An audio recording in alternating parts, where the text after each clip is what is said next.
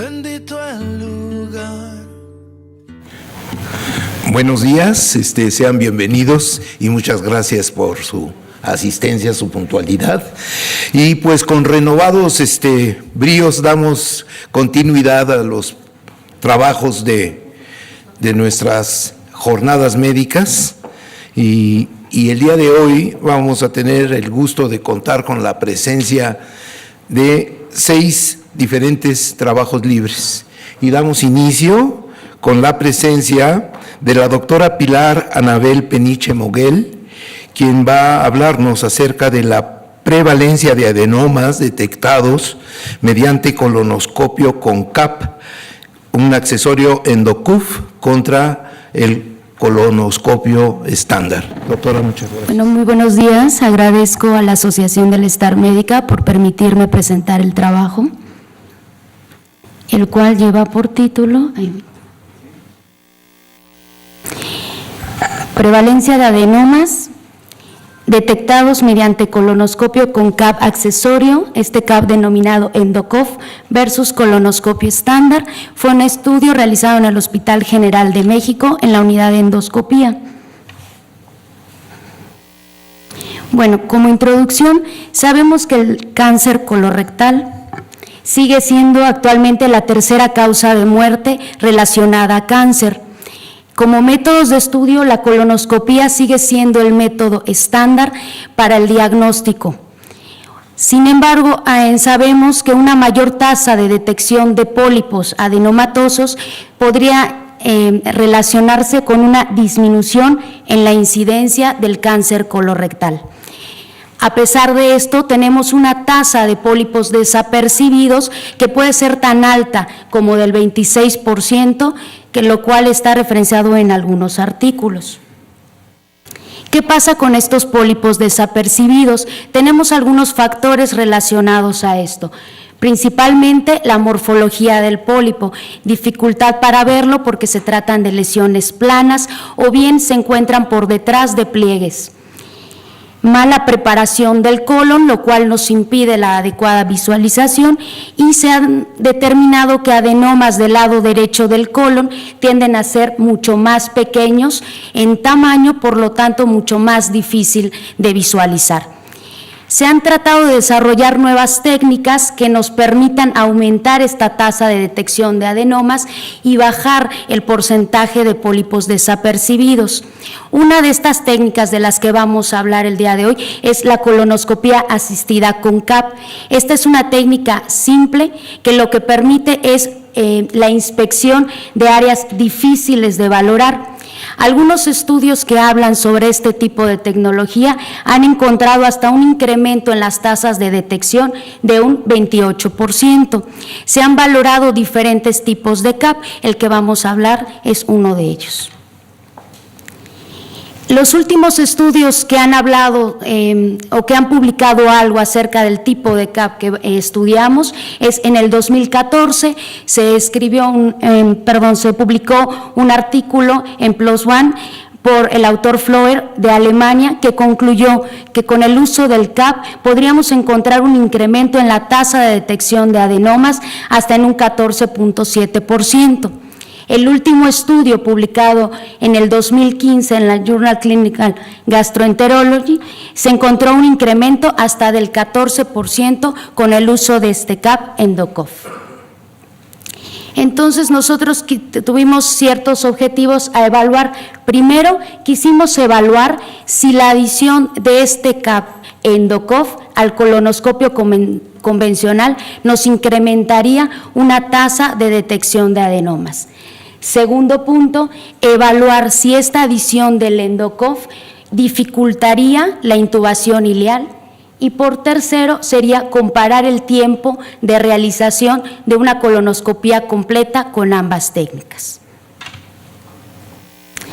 El diseño del estudio, nosotros realizamos un estudio transversal, comparativo, aleatorizado y experimental entre la colonoscopía estándar y la colonoscopía con CAP.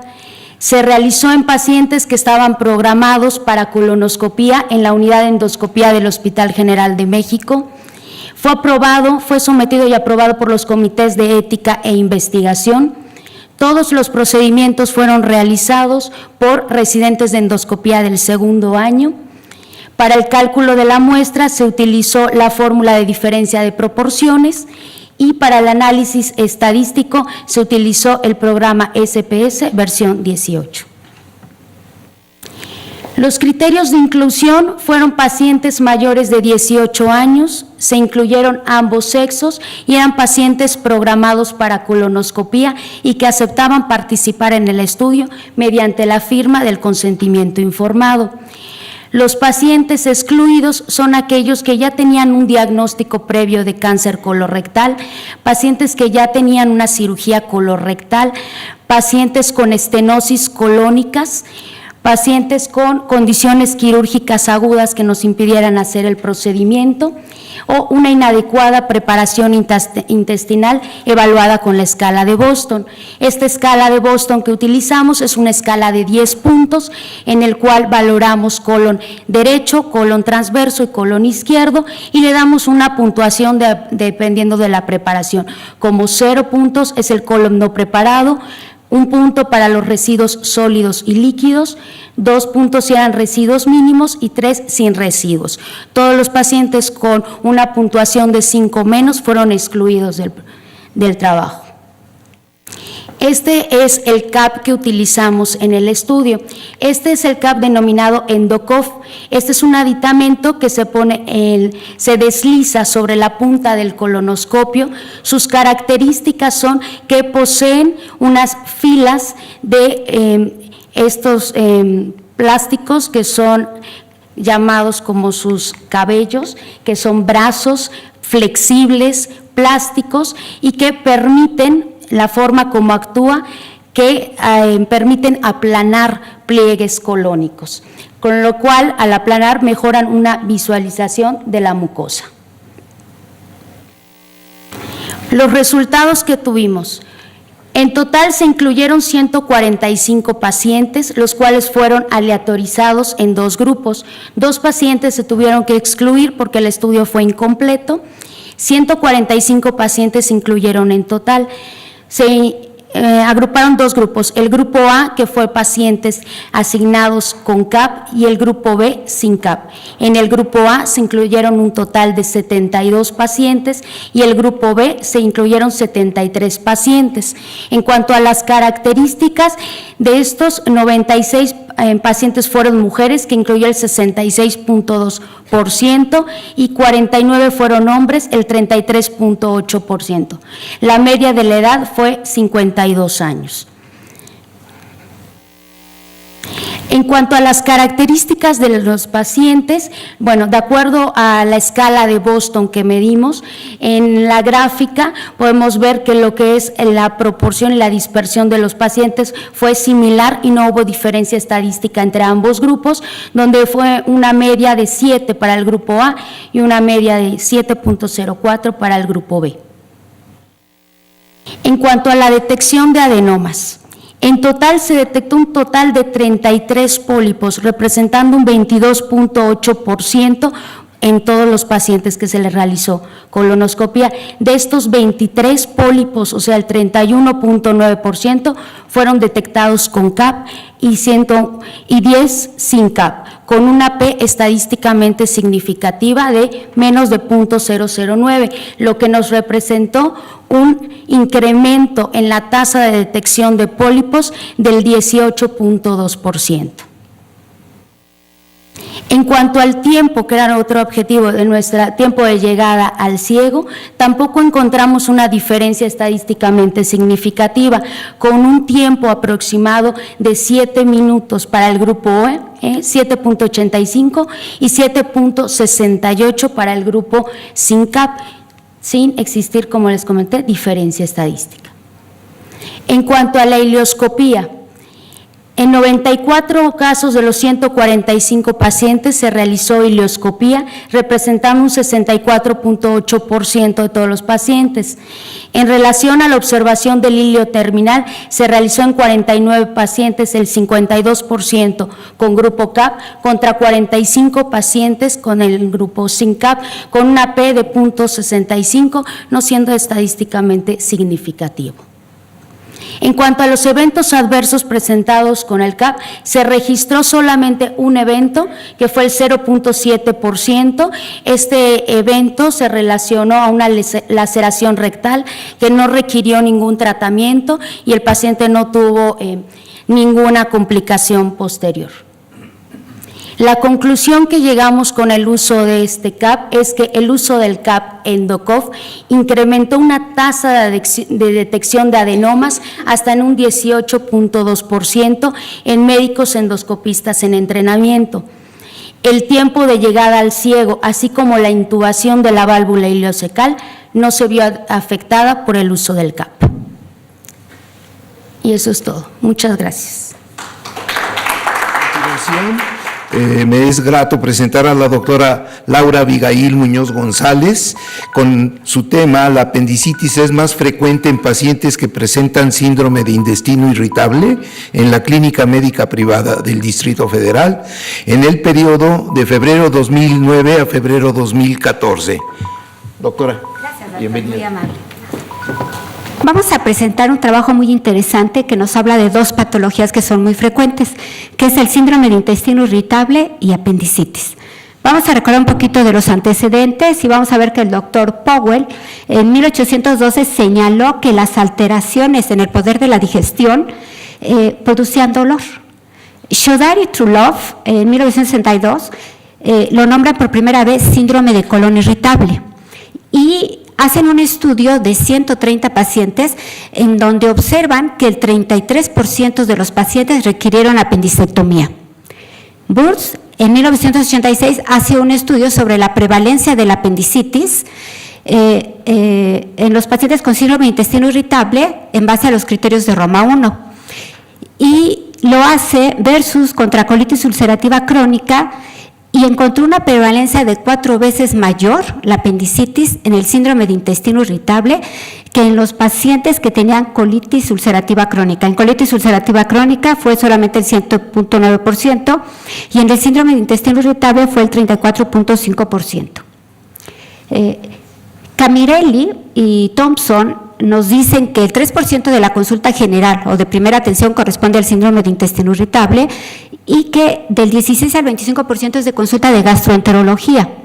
Dosman y Tyler nos menciona que una gran población tiene síntomas de síndrome de intestino irritable, el 25%, que es más frecuente en las mujeres y en las personas jóvenes. Schmulson, en México, estima una prevalencia entre el 16 y el 35%, y que es más frecuente entre los 15 y 50 años, y que en la edad pediátrica es muy rara, se llega a presentar tal vez hasta máximo en un 10%. El síndrome del intestino irritable se define como un trastorno gastrointestinal benigno, recurrente, altamente prevalente, de etiología desconocida y que presenta una serie de síntomas caracterizados por dolor abdominal, distensión abdominal, alteraciones en la frecuencia de las evacuaciones y en la consistencia de los mismos. Se han propuesto varias teorías acerca de la fisiopatología. Entre ellas tenemos la hipersensibilidad visceral, alteraciones en la motilidad intestinal, alteraciones psicosociales, mecanismos postinfecciosos, mecanismos inflamatorios y disfunción del eje cerebrointestinal. De acuerdo a Mann y Asis, nos menciona que la hipersensibilidad puede ser el resultado de fenómenos de sensibilización de las neuronas del asta posterior medular o bien un anormal procesamiento en la información de las vías eferentes del sistema nervioso central. Y vamos a recordar un poquito acerca de la motilidad. La motilidad está dada por varios factores. Aquí vemos que es el sistema nervioso entérico. Tenemos los plexos nerviosos de la mucosa, el de Meissner, y el mientérico de Auerbach, las capas musculares, circular y longitudinal. Y ahorita lo que ha tomado más énfasis y están reportando más estudios y están viendo que hay una serie de alteraciones a nivel de las células intersticiales de Cajal. Las células de Cajal es un conjunto de células que parecen unos fibroblastos que están unidos en una red y que hacen sinapsis con el sistema nervioso autónomo y con la musculatura del intestino, con los miocitos. Es un marcapaso que nos ayuda para ver la motilidad del tubo gastrointestinal. Es el responsable de modular y recibir los estímulos inhibitorios y excitatorios. Son la fuente actual rítmica del tubo digestivo, y su alteración ha generado diferentes problemas. Se ha visto que en los pacientes con visceropatía diabética han encontrado alteraciones importantes en las células de Cajal, lo mismo en la enfermedad de Hirschsprung. Aquí vemos una imagen de las células de Cajal, aquí están, y vemos cómo se unen a los miocitos. Y vamos a ver ahora los mecanismos infecciosos en relación al síndrome de intestino irritable, donde vamos a ver que hay un sobrecrecimiento de la flora en comparación con los grupos controles. Esto se ha hecho mediante el aspirado yeyunal y la prueba de la lactulosa. Hay alteraciones en la barrera de la mucosa que pueden causar translocación bacteriana, y se han encontrado los niveles fecales de las defensinas altas, que esto ha aportado nuevas evidencias en relación a la infección, la flora intestinal y en relación al sistema inmunológico. En el síndrome de intestino irritable también tenemos los mecanismos inflamatorios, y en ellos tenemos una inflamación de bajo grado de los plexos mientéricos y las alteraciones de las células intersticiales de Cajal. Vemos un aumento de los mastocitos de la triptasa en la mucosa del intestino, cerca de las terminaciones mientéricas, lo que provoca alteraciones en la hipersensibilidad visceral. Tenemos un aumento de las células enteroendocrinas, los linfocitos CD3, los linfocitos intraepiteliales CD8, que se encuentran en la mucosa y en los ganglios del plexo mientérico. Hay una liberación de histamina, de serotonina, lo que explica el origen de las alteraciones motrices y el aumento de la sensibilidad y la aparición frecuente de los síntomas. La inflamación produce cambios en la sensibilidad, y eso nos lleva a alteraciones en los receptores, los nociceptores que nos dan la sensibilidad, en los mecanorreceptores, distensión abdominal, y en los quimioreceptores, que es cambios en el pH, en la osmolaridad, etcétera. Vamos a ver que vamos a tener un aumento de las citocinas en la función de las células epiteliales, en el sistema entérico y en el músculo liso. Las citocinas van a producir cambios tanto en la secreción, en la permeabilidad, en la motilidad, en la sensibilidad, y por lo tanto es lo que nos presentan los síntomas.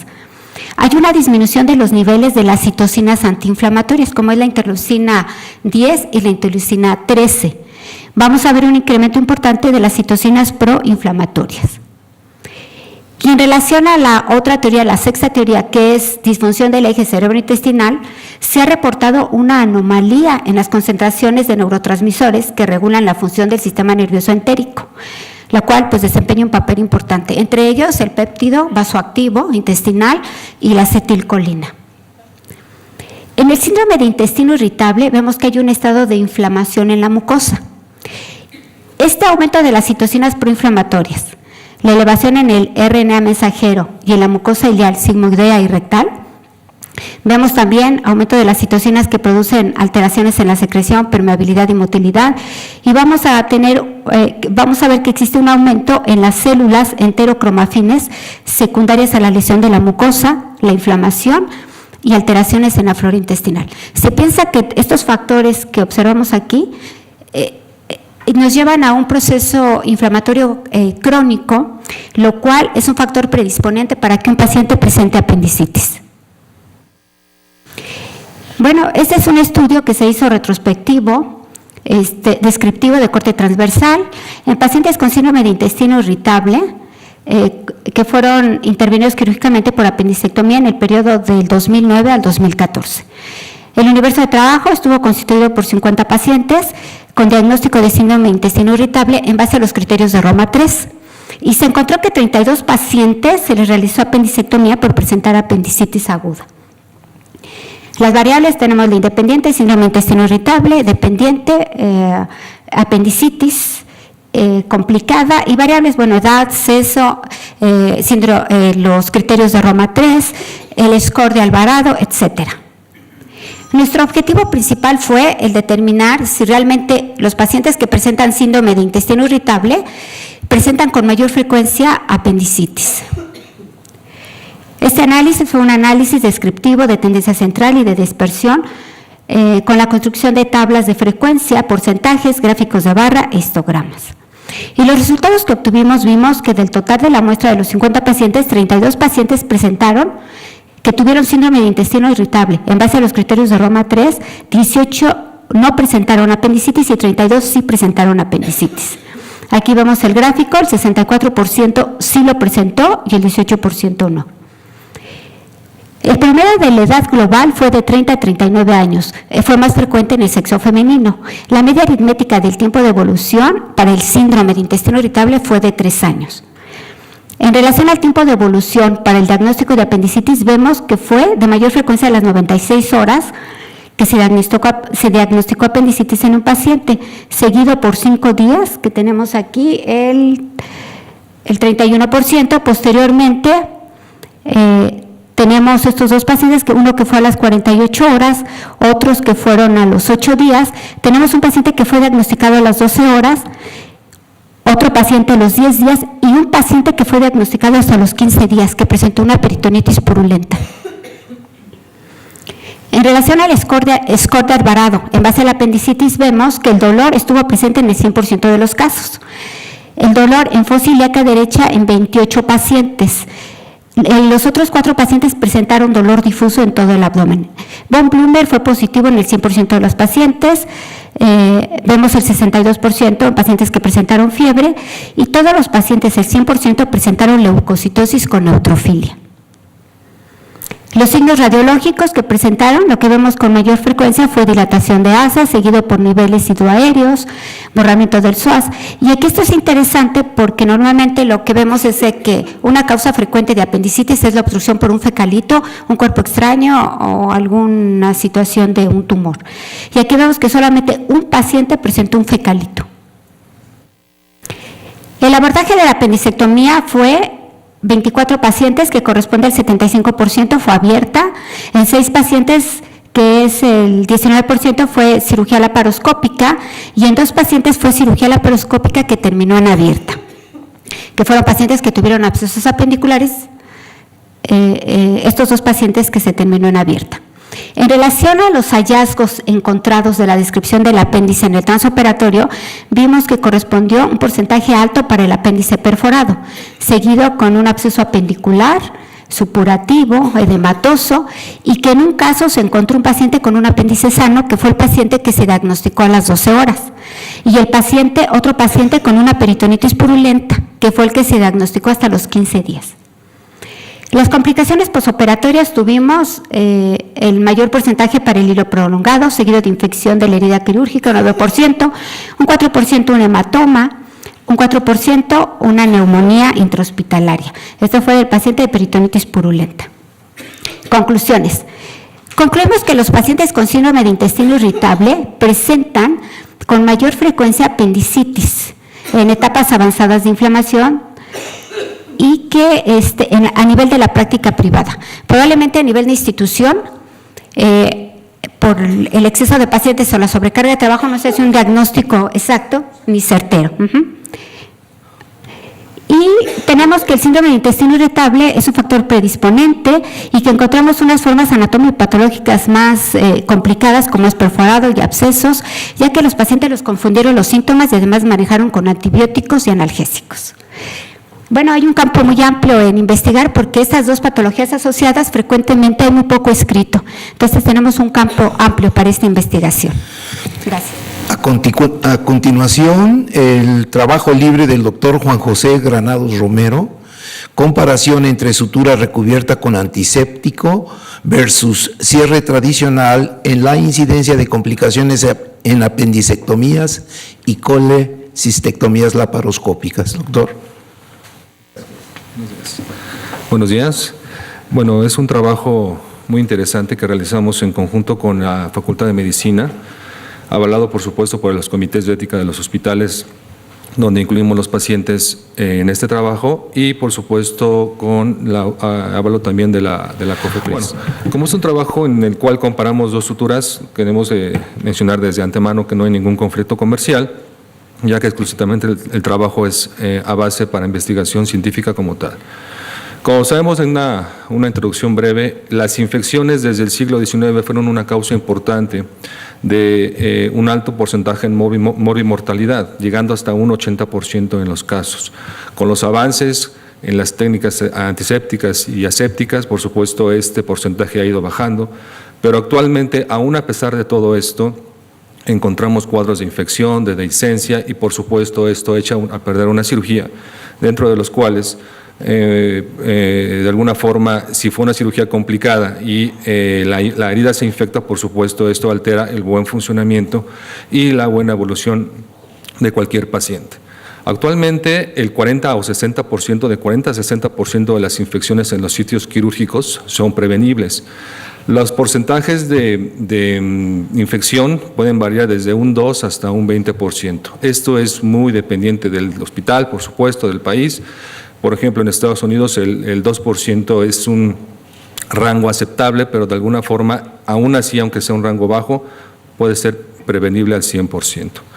Un material de sutura, bueno, un material de sutura siempre va a tener la posibilidad de que tenga como tal una superficie local para adherencia de microorganismos, a pesar de que tengamos un adecuado manejo antiséptico, a pesar de que realicemos un adecuado cambio de guantes, incluso podamos sacar alguna pieza de patología con una endobolsa, etcétera, siempre tenemos la posibilidad de que esta herida se nos pueda infectar, ya que es una biopelícula que promueve como tal la resistencia bacteriana, y esto hace que haya una predisposición franca para que haya un desarrollo de infecciones en las heridas quirúrgicas como tal. Las suturas antibacterianas prácticamente a partir desde el año 2002 fueron presentadas en general a nivel mundial. La primera fue con triclosan. Esto demostró un beneficio en forma importante, sin embargo el triclosan ha presentado una alta resistencia bacteriana y nuevamente tuvimos que investigar y ver qué nuevos agentes podríamos aplicar en una sutura, encontrando como tal la clorhexidina. La clorhexidina es un mecanismo en el cual es un antibiótico que se puede adherir como tal a las suturas y de esta forma evitar que haya una adecuada propagación de bacterias, una liberación de toxinas a nivel local, y esta liberación controlada y local de este mismo antibiótico puede durar hasta 5 días después de la cirugía.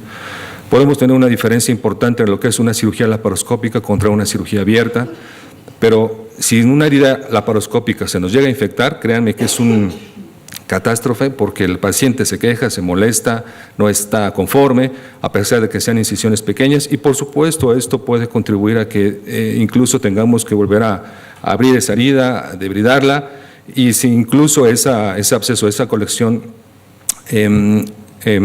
diseca hacia los tejidos planos, superficiales o profundos, haya necesidad incluso hasta de realizar fasciotomías. Nuestro trabajo como tal es un estudio clínico, comparativo, longitudinal y prospectivo, por supuesto, aleatorio y abierto, en un año, de julio de 2014 a julio de 2015, y lo que quisimos como objetivos fue comparar la infección en el sitio quirúrgico con 2 suturas. Asimismo, comparamos lo que es la dehiscencia, la presencia del absceso y los días de estancia hospitalaria. El Comité de Ética de los hospitales nos aprobaron este trabajo y, bueno, las suturas fueron la tradicional, que es la poliglactina 910, contra la poliglactina 910 con recubrimiento con clorhexidina. Nuestros pacientes, nuestra población de estudio entonces se dividió en 2 grupos, utilizando el grupo A, la poliglactina 910, mientras que el grupo B fue la misma sutura recubierta con clorhexidina. Los criterios de inclusión que tuvimos fueron pacientes con cuadro pendicular y vesicular confirmado, pacientes mayores a 10 años y menores a 75 años, excluyendo un poquito el sesgo que pudiera haber por los factores inmunocomprometidos de estos pacientes, y criterios de exclusión fueron pacientes con cirugía abierta, antecedentes de alergia a la clorhexidina o algún antibiótico como tal, y pacientes menores de 10 o mayores de 75 años. El análisis estadístico se realizó con este programa que aquí les menciono, utilizando como tal prueba chi cuadrada y la prueba exacta de Fisher, con un valor P menor a 0.05 como estadísticamente significativo. Los resultados que tenemos como tal en este trabajo fueron en los 2 grupos, con la poliglactina, que es el PGLA 90 plus con antibiótico, y la poliglactina 910, encontrando prácticamente la sutura con el antibiótico una infección prácticamente de 0 pacientes en los 50 que estudiamos. cero presencia de abscesos y solamente un caso de dehiscencia en las colecistectomías laparoscópicas que se estudiaron, en comparación con los pacientes que utilizamos poliglactina 910, en los cuales vimos que la infección fue presente en de los 50 pacientes en 7 pacientes, la presencia de absceso en 6 y la dehiscencia en 5 pacientes, obviamente por la presencia de los abscesos localizados. En la parte inferior están las tablas que encontramos que, por supuesto, la presencia o la aplicación de esta sutura con antibiótico da un plus extra para que esta evolución sea en forma satisfactoria y tengamos la más baja posibilidad de infección. Todas las piezas de estudio, apéndices, vesículas, la fase o el grado en que estuvieran, siempre se sacaron por medio de una endobolsa para evitar el sesgo de que se pudiera infectar con esto la pared abdominal. En cuanto a la apendicectomía laparoscópica, prácticamente tenemos resultados muy similares.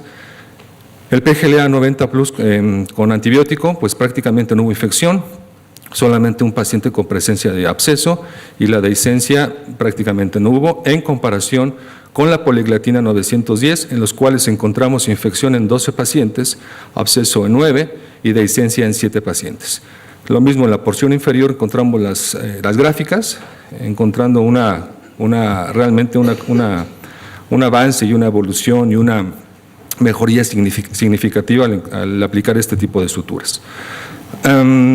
Estadísticamente, las colecistectomías a nivel de infección encontramos que existe una diferencia significativa con una P de 0.012, en el cierre de la pared abdominal con PGLA 90 y plus y sin plus.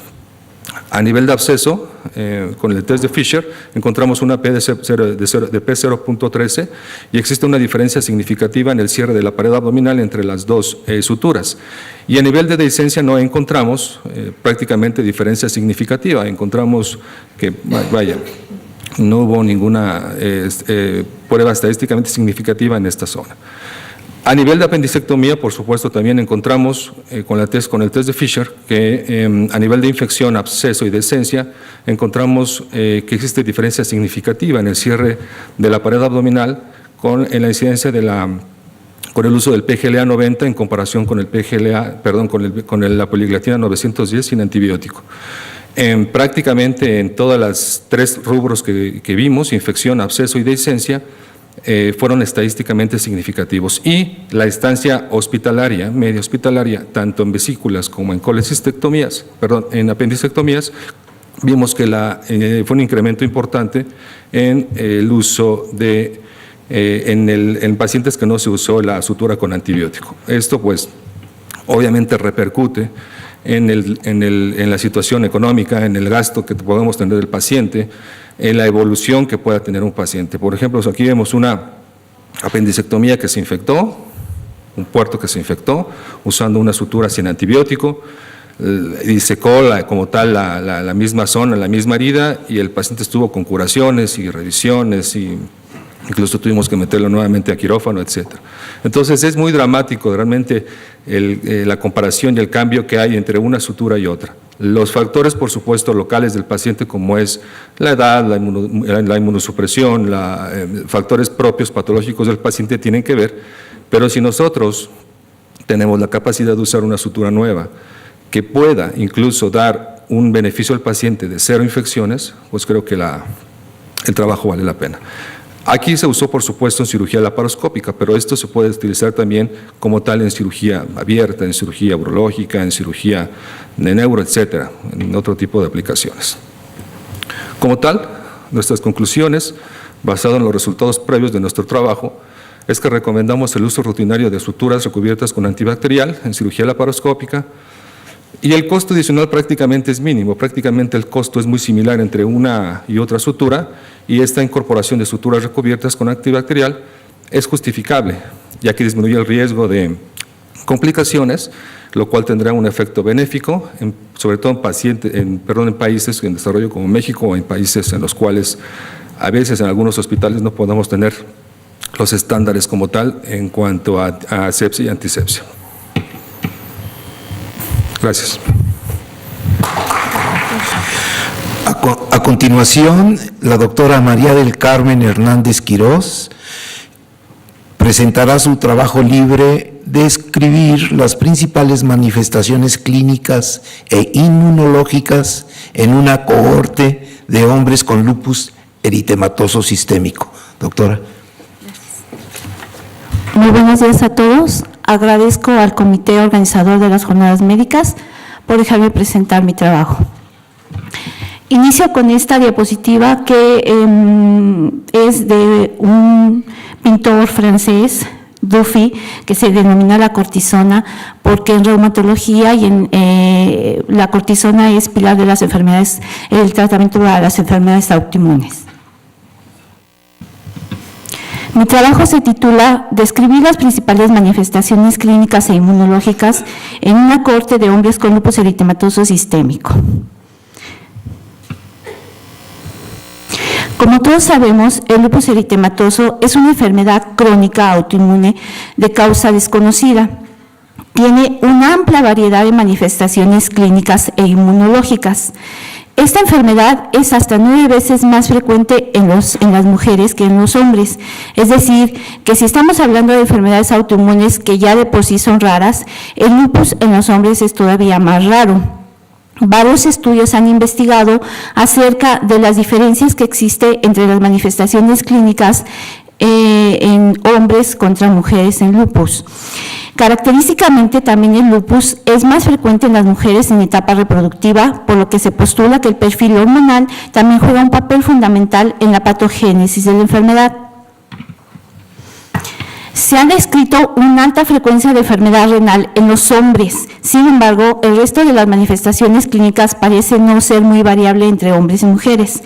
El género, en muchos de los autores que estudian los hombres con lupus, han postulado que el género influye en la expresión de la enfermedad, teniendo una enfermedad más agresiva.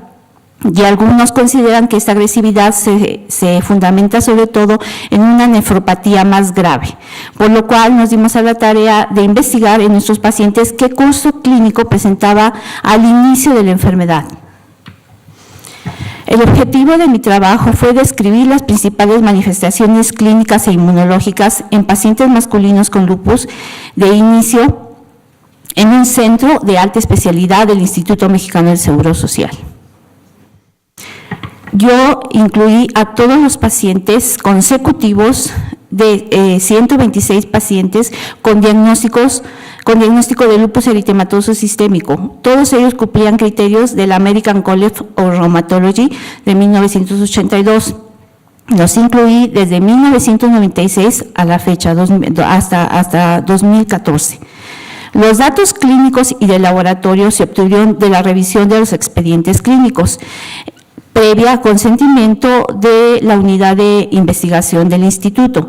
Se consignaron las variables clínicas de datos demográficos, edad de inicio, la forma de inicio de la enfermedad, las manifestaciones clínicas al inicio, el perfil inmunológico que presentaban al diagnóstico de los pacientes y se realizó una estadística, el tiempo de evolución, de la enfermedad, y se realizó estadística descriptiva con el programa SPSS, la versión 19.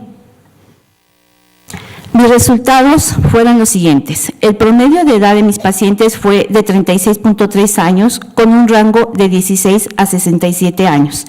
La edad al diagnóstico fue de 25.6 años, el rango fue de 16 a 53 años. El tiempo de evolución de la enfermedad fue de 10 años y tuve pacientes desde 1 año hasta 36 años de evolución.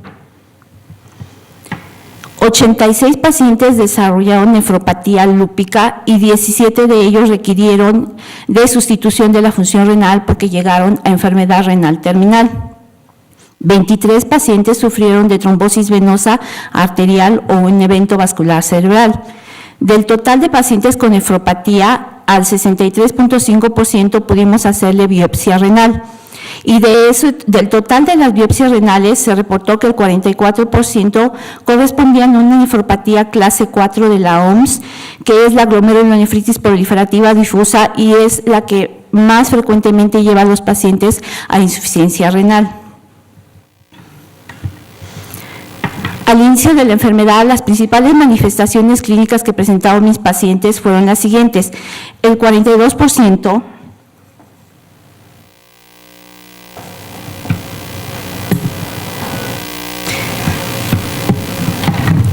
el 43% presentaron al inicio manifestaciones mucocutáneas articulares, considerándose estas como artritis, artralgias, eritema malar, lesiones discoides, las más frecuentes. 23% presentaron afección.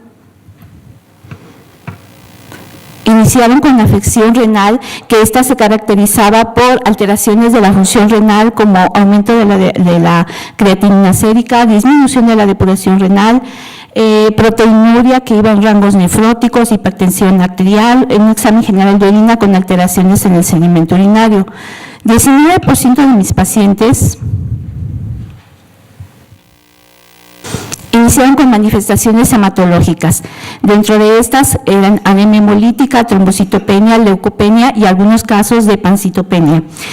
El otro 8% de los pacientes iniciaron con manifestaciones a nivel del sistema nervioso central o periférico. Las más frecuentes fueron crisis convulsiva, cefalea, migraña y dentro de las periféricas, mielitis transversa, neuropatía polineuropatía, o algunos pacientes tuvieron algunas manifestaciones neuropsiquiátricas. Y por último, las manifestaciones pulmonares en 7% de los pacientes, que podrían ser hemorragia pulmonar, neumonitis o derrame.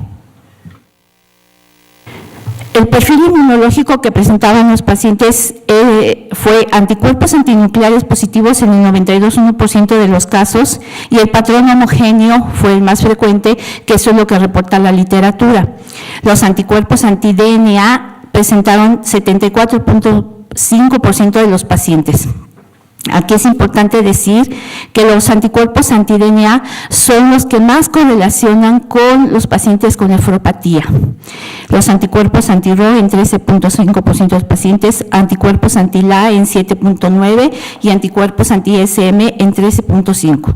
El 16,7% presentaron anticoagulante lúpico y 35,7% tuvieron anticuerpos anticardiolipina. Estos dos anticuerpos son los que van a conferir el riesgo para que un paciente presente trombosis.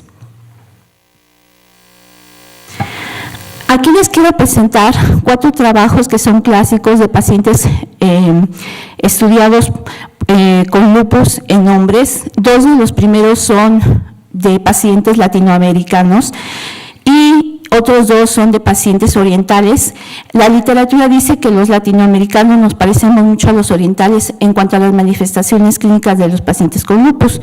El primero es de Molina y colaboradores. Este estudio fue hecho en colaboración con México y Colombia de 1972 a 1993 y ellos incluyeron 107 pacientes de un total de 1,209 pacientes. Esos pacientes eran del Instituto Nacional de la Nutrición. Lo que quiero resaltar en estos estudios es que realmente es poco frecuente el lupus en los hombres. Ellos encontraron que había más afección cutánea en colombianos y más trombosis en los mexicanos. El siguiente estudio es de una corte latinoamericana que se denomina GLADEL. Ellos empezaron a incluir pacientes desde 1997 e incluían pacientes con lupus de menos de un año de evolución o un año de evolución, y ellos hicieron la corte de 1,214 pacientes, de los cuales 123 fueron varones. Y ellos encontraron también que tenían más afección renal, tenían fiebre, pérdida de peso y una alta mortalidad por complicaciones, sobre todo afección renal. Los otros que les digo es uno del doctor Mock y colaboradores en China. Su grupo incluyó 630 pacientes, de los cuales solamente 51 fueron hombres, que presentaban una alta prevalencia de trombosis y anticoagulante lúpico, y la nefropatía se presentó igual de grave entre hombres y mujeres. Él no encontró una diferencia, pero sí la nefropatía grave. Y por último, un estudio tailandés en el cual el doctor Hitima estudió desde enero de 1992 a diciembre del 2005, compararon 74 mujeres contra 37 hombres, y la trombocitopenia dominó, al igual que la insuficiencia renal en los hombres. Por lo tanto, yo concluyo que esta corte de hombres con lupus se identificó que la edad de inicio es más temprana comparado con los otros estudios y que tienen un alto índice de actividad renal durante la evolución de la enfermedad y al inicio de la misma. Y que la trombosis es otra de las causas de morbilidad en mis pacientes que condicionan un daño crónico, y estos estudios vuelven otra vez a enfatizar en que la enfermedad en los hombres es más agresiva, con un pronóstico malo a largo plazo. Yo quisiera hacer unos agradecimientos, en primer lugar, a los pacientes, porque yo desde que soy reumatóloga en Centro Médico La Raza, me he dado a la tarea de tener una clínica de hombres con lupus, y entonces agradezco a mis pacientes porque siempre, día con día, me enseñan algo. En segundo lugar, al personal del archivo que me permitió revisar los expedientes clínicos, con la previa autorización del Departamento de Enseñanza e Investigación del Hospital de Especialidades. Y por último, y no menos importante, a todos mis residentes que por su colaboración en las historias clínicas, en las notas de ingreso, en la revisión de los expedientes, hicieron que yo pudiera revisar a mis pacientes, y además me permiten colaborar en su educación para formación como médicos reumatólogos. Termino con esta pintura de un pintor francés, Renoir, que él tenía artritis reumatoide, que a pesar de ello, él pintaba tan bonito. Muchas gracias.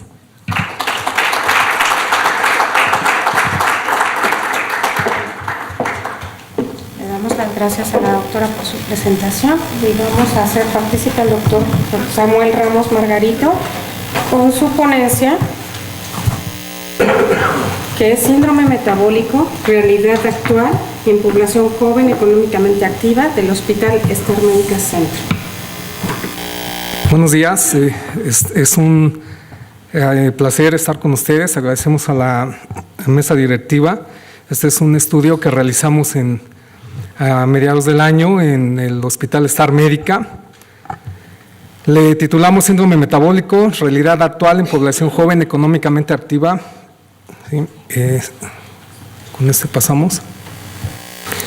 Los criterios de diagnóstico del síndrome metabólico, cada vez tan sonado y tan vivido, vemos que es la circunferencia de la cintura, y esta se define también de acuerdo a cada población, ¿sí? No es estándar en el mundo. Los niveles de triglicéridos arriba de 150 miligramos por decilitros, las HDL, que se clasifican como en hombres menores de 40 y en mujeres menores de 50 miligramos por decilitro.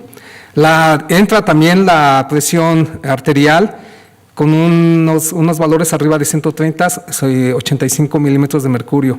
La glucosa en ayuno es otro de los puntos y está catalogada como arriba de 100 miligramos por decilitro. Se establece el síndrome metabólico al estar presente 3 de estos 5 factores de riesgo que predisponen a individuos por el desarrollo de diabetes tipo 2 o enfermedad cardiovascular, entendiéndose que ahora la diabetes mellitus también es considerada una enfermedad de daño endotelial.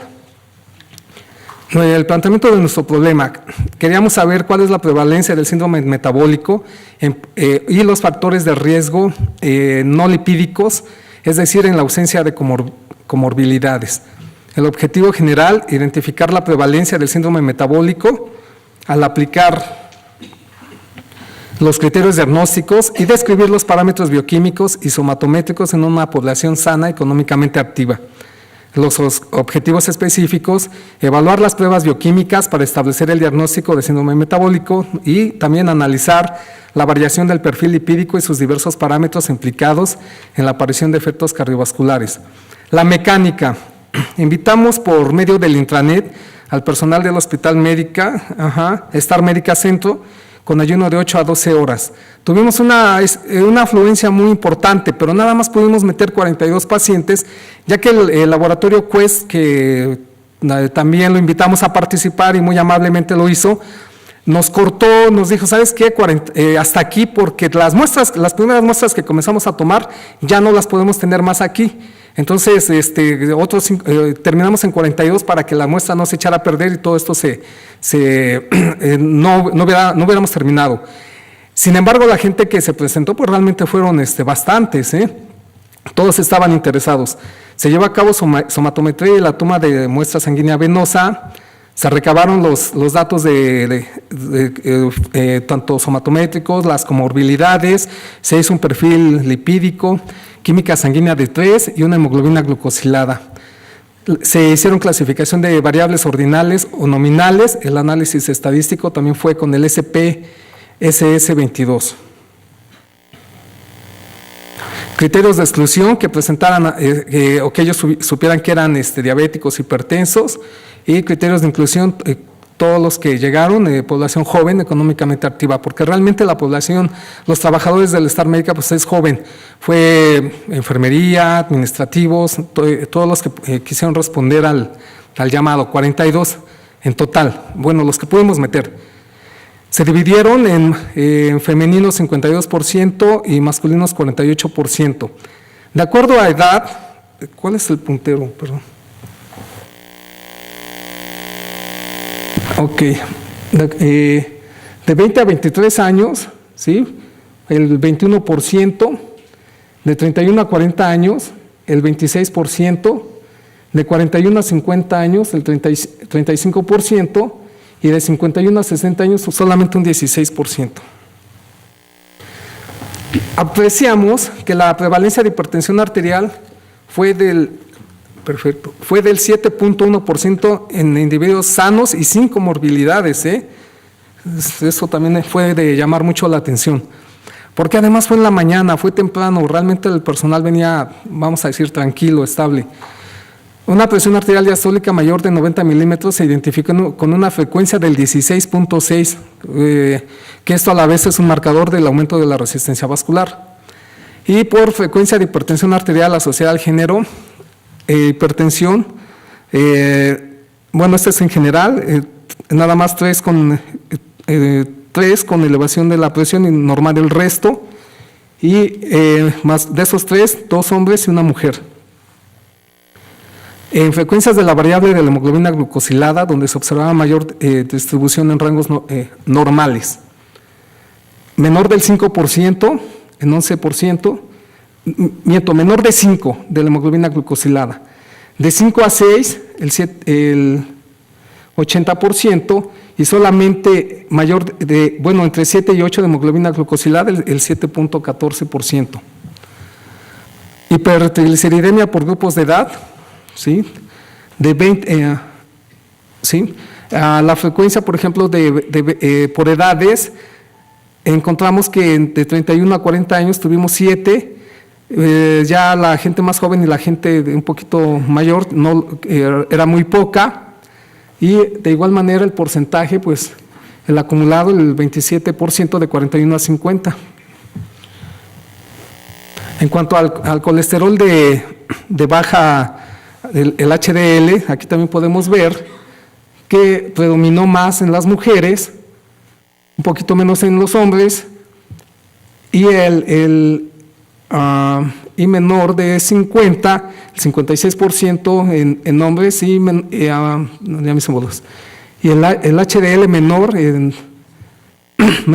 mayor de 50, el 56%, y menor de 50, el 25%. Encontramos en ya resultado la prevalencia del síndrome metabólico de un 40.5% con un índice de confianza del 95, alto, ¿no? Realmente nos llamó mucho la atención porque es gente que hace su vida normal todos los días, 40.5, hipertensión arterial en 7.1%, diabetes mellitus, ya cifras realmente altas, 2.4, que tampoco sabían, hipertrigliceridemia el 42%, e hipercolesterolemia pura el 35.7%.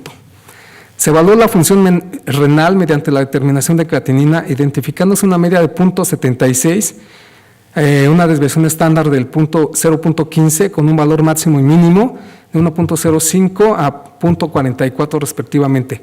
Ninguno de los pacientes presentaba datos de falla renal. El síndrome metabólico y su frecuencia respecto al género. Igual vemos que por poquito nada las mujeres tienen 9 casos y los hombres 8. Es muy similar. Conclusiones. El síndrome metabólico representa un grave problema de salud pública y parece que va en ascenso, no parece que va a ir bajando, va en ascenso. Implica la interacción de múltiples factores. La población que aparentemente es sana presenta una prevalencia del 40.5, lo que significa que esta población permanece subdiagnosticada. Las complicaciones cardiovasculares, por ende, se ven incrementadas. Aquí pusimos que predomina el síndrome metabólico en el género femenino, pero realmente estadísticamente no es significativo, de 9 a 8 no hay significancia.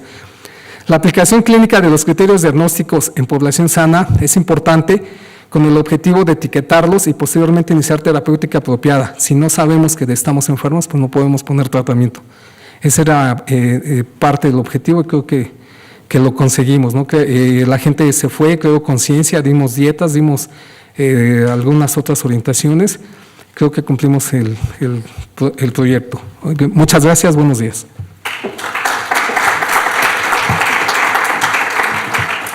Le damos las gracias al doctor Ramos por su excelente participación y recibimos al doctor Ernesto Manuel Góngora con la presentación de la técnica laparoscópica en el manejo de la hernia inguinal bilateral y su papel en la realización de cirugía intraabdominal concomitante. Es un gusto realmente estar aquí y agradezco al Comité de Selección de los Trabajos que hayan elegido el mío para presentarlo hoy. Hace 2 años que no me paraba aquí a presentar un trabajo después de haberlo hecho 5 veces seguidas. Realmente es un placer. Y verlos y que además ver que el auditorio está poblado. Nuevamente, gracias. El tema que voy a presentar es un tema estrictamente quirúrgico. Es la técnica laparoscópica TAP en el manejo de la hernia inguinal bilateral y su papel en la realización de cirugía intraabdominal concomitante. Hasta antes del inicio de este siglo, la hernia inguinal bilateral era altamente subdiagnosticada y realmente muy mal manejada desde el punto de vista quirúrgico, obviamente. Y antes de entrar a desglosar mi trabajo, quiero hablarles un poquito de los antecedentes que me invitaron a interesarme en este tema. Así que les diré que en medicina, todos estamos buscando una técnica o un tratamiento ideal desde el punto de vista clínico y, por supuesto, desde el punto de vista quirúrgico. Así que estamos en búsqueda del procedimiento quirúrgico ideal.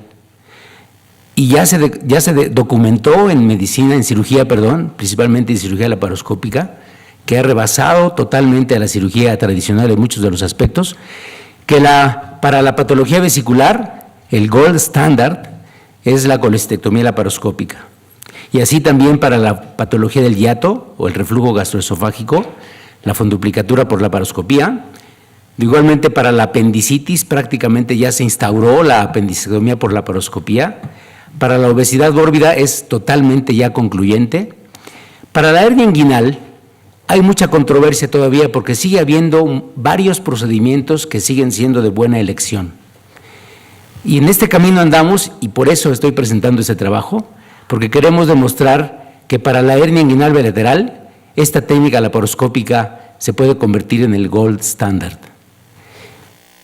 Y esto está siendo ya el precursor para un futuro no muy lejano, para la cirugía mini-invasiva robótica y el manejo de la hernia inguinal bilateral. Y así vemos los casos que son clásicos y muy evidentes a la simple vista, y otros que no lo son tanto. Bien, hablaré también de la prevalencia. Entre hombres y mujeres es más frecuente del hombre, de 4 a 1. La hernia inguinal unilateral se presenta con una incidencia del 4 al 11% de la población.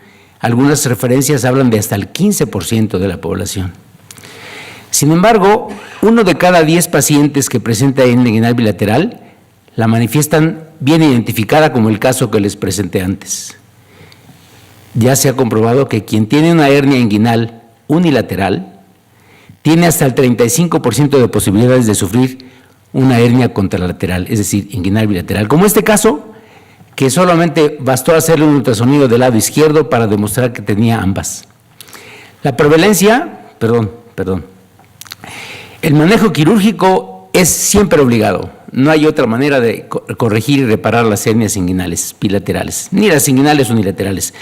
Las técnicas con las que contamos hasta 1970, que eran técnicas con tensión, es decir, cuando estirábamos y jalábamos los tejidos para suturarlos, demostraban un índice de recurrencia del 5 al 35%.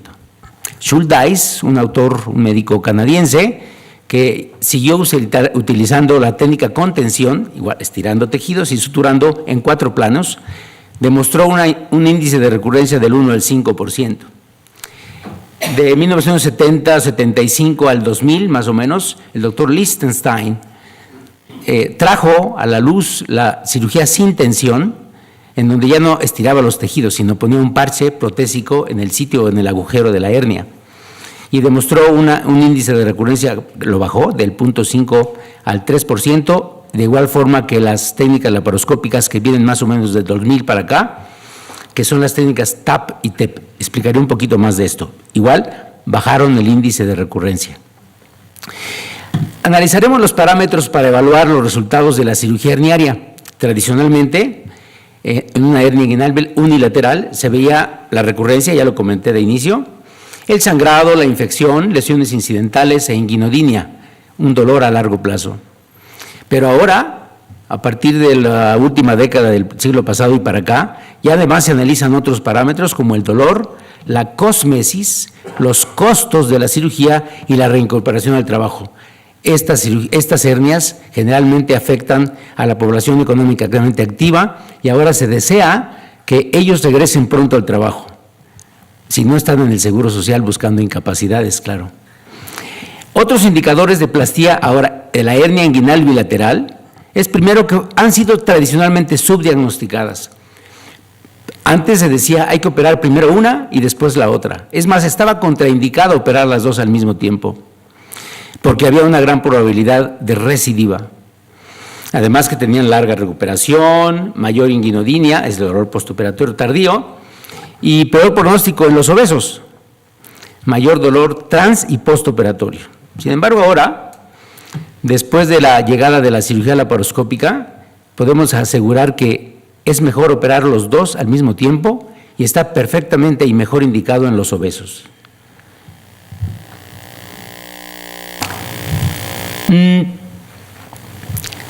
Quiero hablar de un tema que está en boga, aunque no se ha definido con exactitud, porque les va a parecer a muchos de los cirujanos que están aquí algo me parece un poco novedoso, que es la multicirugía mini-invasiva intraabdominal concomitante y compatible.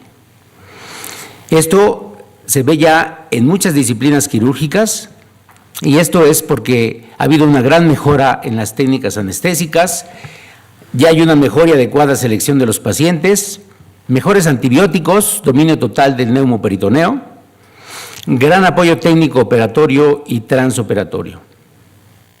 En varias disciplinas quirúrgicas, la bariátrica, la ginecológica, urológica, oncológica, ortopédica, en la gastrointestinal y de cirugía general, como pongo los ejemplos aquí, fundoplicatura, colestectomía y plastías diversas a un mismo tiempo. Es decir, multicirugía intraabdominal concomitante compatible. Ojo, incompatible es cuando hay un proceso infeccioso.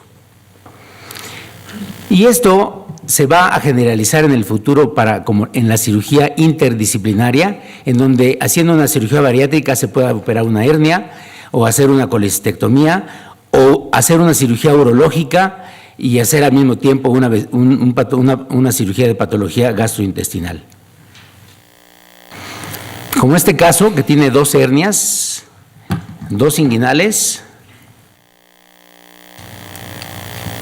2 inguinales y una ventral gigante, que se pudieron hacer por laparoscopía. No se podrían hacer por laparoscopía si no fuera TAP. Las técnicas propuestas actuales para el manejo de la hernia inguinal bilateral son prácticamente 2. Las cirugías con tensión están prácticamente en desuso. Cirugía abierta con malla y cirugía laparoscópica, obviamente, con malla. En la cirugía abierta con malla están esta lista, que son técnicas específicamente conocidas para quien no está en el ambiente de la cirugía herniaria. Para algunos de la cirugía general a veces está un poquito no bien preciso. Y en la cirugía laparoscópica, TAP, TEP y POM. TAP es la que invade la cavidad abdominal, TEP es la que no invade la cavidad abdominal y POM la invade pero pone un parche en el orificio herniario. Para estas cirugías abiertas con malla no existen estudios comparativos entre estas. En cambio, en la cirugía laparoscópica existen estudios comparativos entre TAP y TEP con resultados muy semejantes sin diferencias estadísticas. Y no existen estudios comparativos entre IPOM y las otras laparoscópicas. Bien, ahora sí entro a mi trabajo. El objetivo es documentar los beneficios, las ventajas y los resultados favorables de TAP en el manejo de la hernia inguinal bilateral, resaltando que además con esta técnica se puede realizar multicirugía intraabdominal compatible por mini invasión. El diseño del trabajo es una investigación clínica original, serie de casos, estudio observacional descriptivo retrospectivo, de enero del 2009 a mayo del 2015, 6 años. 56 pacientes que sufrían hernia inguinal bilateral fueron sometidos a TAP, plastía inguinal por laparoscopía, por vía transabdominal preperitoneal. 18 de ellos tenían además patología intraabdominal concomitante meritoria de manejo quirúrgico. Destaco que 24 de esos pacientes fueron operados en Star Medical Center. Las variables: 46 hombres, 10 mujeres, edad promedio de 44 años, peso promedio de 74, tiempo de evolución de 1 mes a 20 años, hernia primaria en 48, hernia recurrente unilateral en 6 y hernia recurrente bilateral en 2. Se excluyeron las hernias con sacos gigantes, es decir, mayores a 20 centímetros de longitud en bipedestación, como esta. Esta hernia gigante monstruosa obviamente no se resuelve por laparoscopía. Comorbilidades no quirúrgicas: 28 pacientes con diabetes, obesidad, hipertensión, prostatismo, y 25 comorbilidades quirúrgicas concomitantes meritorias de manejo quirúrgico. RG4, colelitiasis 10, hernia umbilical 10, quiste ovárico 1. 34 pacientes tenían una o más comorbilidades al mismo tiempo, es decir, comorbilidades no quirúrgicas y quirúrgicas. Por eso es que el número es mayor, 34 contra 28. Resultados: casos en los que solamente hicimos plastía inguinal bilateral sin las otras patologías asociadas. Tiempo operatorio 2 horas, sangrado de 26 centímetros cúbicos, días de estancia hospitalaria 1.6, complicaciones menores, hematoma 4, hidrocele 4, unilateral, orquipididimitis unilateral 1, inguinodinia 14 pacientes. Esto es un índice que rebasa totalmente a las demás informaciones de investigación. Complicaciones mayores lo tuvimos. Casos con comorbilidades intraoperatorias meritorias de cirugía, o sea, aparte de las hernias inguinales bilaterales, les operamos lo que tenían anexo. En 18 pacientes se realizaron 4 funduplicaturas, 10 colecistectomías, 10 umbilicoplastías, un quiste de ovario y una oclusión tubaria bilateral. La paciente lo pidió. Complicaciones: una funduplicatura apretada que tuvimos que dilatar y así se resolvió, y una recidiva de hernia inguinal que la operamos después. Seguimiento de 3 a 36 meses. Índice de satisfacción: muy satisfecho, 48 pacientes, satisfecho 6 pacientes, insatisfecho 2 pacientes. Reincorporación a las actividades cotidianas en 7 días. Conclusiones: conforme a las estadísticas, hicimos una revisión bibliográfica. El tiempo operatorio con TAP es mayor que con las técnicas abiertas con malla y que con TEP. El índice de recurrencia con TAP es igual o menor que con técnicas abiertas con malla y sin diferencias significativas con TEP. TAP ofrece ampliamente los beneficios de la cirugía de mínima invasión. El tiempo de reincorporación a las actividades cotidianas es menor con TAP que con técnicas abiertas con malla y ligeramente mayor que con TEP. Los índices de satisfacción con TAP son iguales que con TEP y mayores que con las técnicas abiertas con mallas. Estas 5 afirmaciones las vamos a analizar ahorita cuando hablemos de las estadísticas conforme a el trabajo. Las conclusiones, perdón. El índice de complicaciones con TAP es igual o menor a las técnicas abiertas con malla y ligeramente mayor a TEP. Ahora analizamos las conclusiones conforme a los resultados del presente trabajo. Las semejanzas, como les dije, estadísticas de los incisos de 1 a 5, ya lo analizamos antes. Estas 5 primeras son las que tuvimos las mismas semejanzas con el trabajo. Perdón, por la boca seca. El segundo es el índice de inguinodinia postoperatoria con TAP es mayor que con las técnicas abiertas con malla y que con TEP. En este caso, lo dije antes, la inguinodinia postoperatoria tuvimos 14 casos y esto fue porque usamos en los primeros siempre tacers metálicos en un número mayor a 4 y esto provocó esa inguinodinia postoperatoria, lo comprobamos. Sin embargo, TAP es el único procedimiento compatible para realizar multicirugía mini-invasiva intraabdominal sincrónica, meritoria de cirugía, y quiero puntualizar que no existen trabajos bibliográficos o reportes que hagan mención sobre este concepto, lo que hace original a este trabajo. Es decir, no hay ningún otro trabajo que tenga esta semejanza y similitud y la aplicación de la técnica TAP para la hernia inguinal bilateral. TAP está en proceso de convertirse en la técnica ideal para el manejo de la hernia inguinal bilateral, en el futuro también con técnicas robóticas. Con eso finalizo y agradezco su presencia.